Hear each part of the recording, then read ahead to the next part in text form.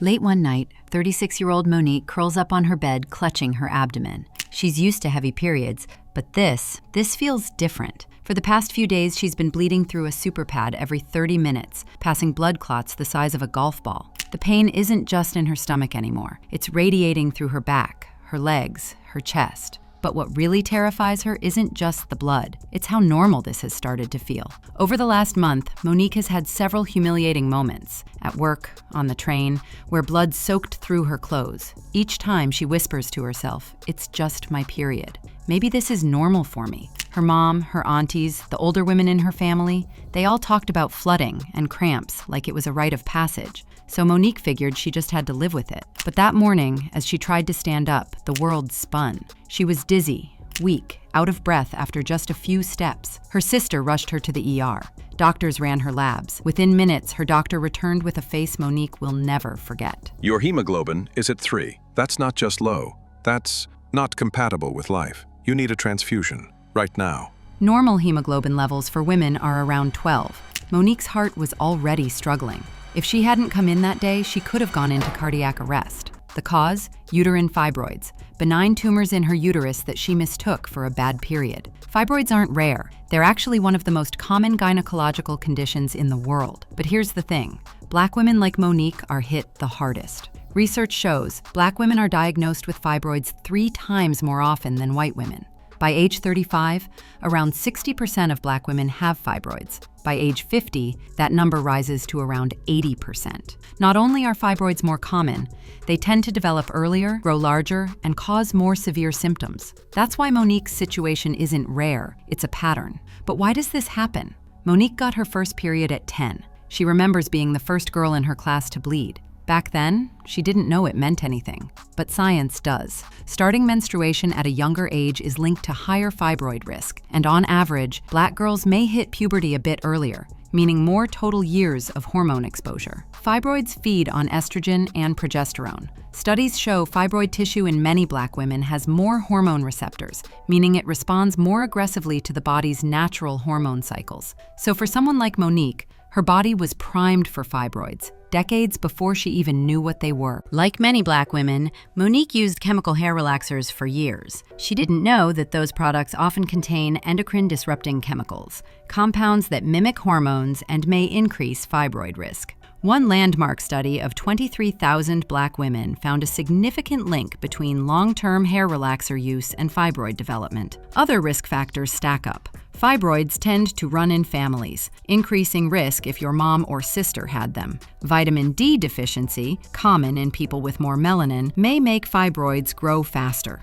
Diets high in red meat are linked to higher fibroid risk, while green vegetables and fruits seem protective. These factors aren't destiny, but they help explain why Monique's story is shared by so many. For months, Monique told herself what too many Black women have heard their whole lives, but it isn't. Heavy bleeding that soaks through pads or tampons quickly, lasts more than a week, or causes large blood clots is a red flag. Other common fibroid symptoms include pelvic pain or pressure that doesn't go away, frequent urination or constipation because fibroids press on nearby organs, pain during sex, lower back or leg pain from nerve pressure, fertility problems or pregnancy complications. Some fibroids cause no symptoms at all, while others, like Monique's, slowly drain your blood and your energy without you realizing how serious it is. Even when Black women do seek help, the medical system doesn't always meet them halfway. Studies show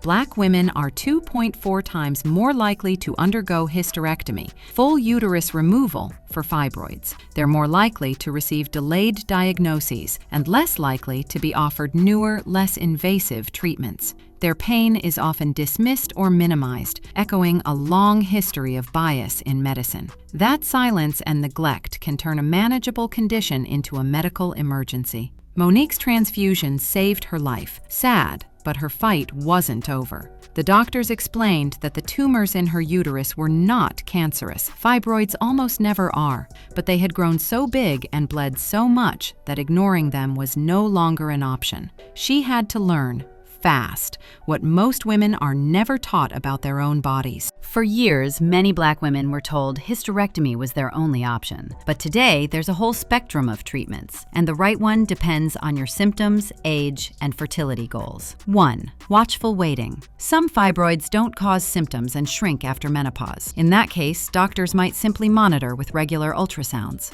2. Medication and hormone therapy. For moderate symptoms, hormonal birth control or hormonal IUDs can reduce heavy bleeding. There are also GnRH agonists that put your body in a temporary low estrogen state to shrink fibroids before surgery or to ease symptoms short-term. 3. Minimally invasive procedures. Uterine fibroid embolization, UFE, blocks the blood supply to fibroids, shrinking them without major surgery. MRI-guided focused ultrasound uses sound waves to destroy fibroid tissue with no incisions. 4.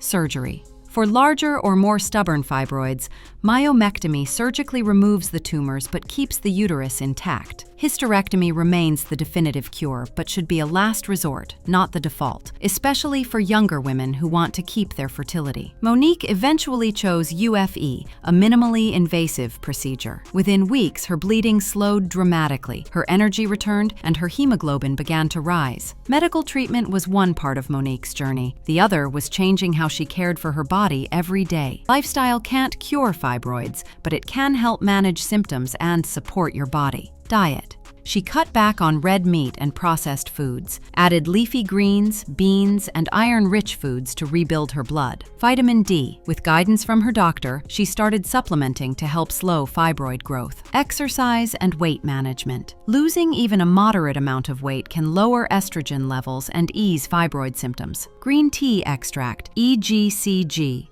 Studies show it may reduce fibroid size and symptoms. Pain management. Heating pads, warm baths, and over-the-counter medications helped her manage discomfort day to day. Monique's story isn't just about fibroids.